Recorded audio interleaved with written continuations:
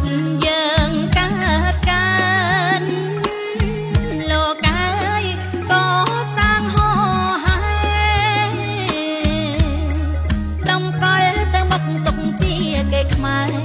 រួមរក្សាថែព្រះពុទ្ធសាសនាលោកកាយនៃព្រះសាសនា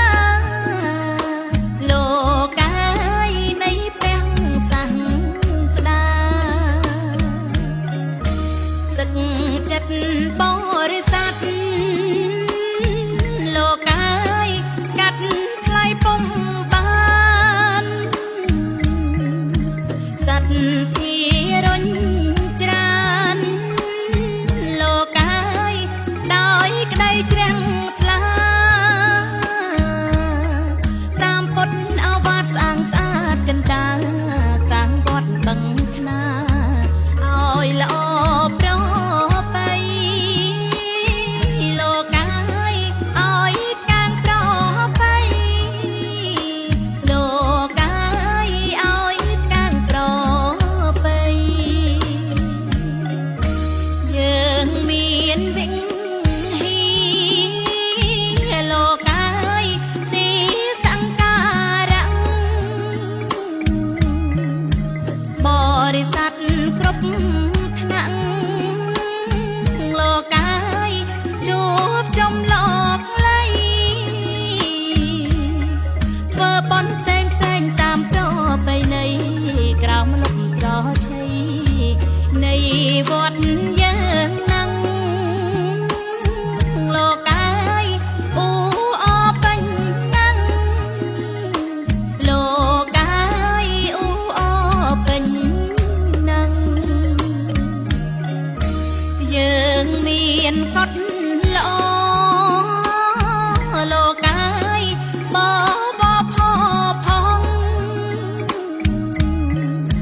ព្រះសង្ឃគ្រប់អង្គលោកកាយគង់នៅប្រត់ប្រាំងបាំងដេញបាត់ធម៌ល្អិតល្អទីពឹងជាដួងប្រលឹងនៃពុទ្ធសាសនាលោកកាយនៃជាតិសាសនាលោកកាយនៃជាតិសាសនាធម្មៈសង្ឃីលោកកាយធំស្រួលជួបជុំបនកាំងឋានជុំលោកកាយជួបជុំភ្ញៀវខ្ញាអត់ទឹកកុសលជូនដល់ដូនតាស្ដាប់ធម៌ទេសនាទូនមានផ្លូវចិត្តលោកកាយអប់រំផ្លូវចិត្តលោកកាយអប់រំផ្លូវចិត្តសាលាបាលី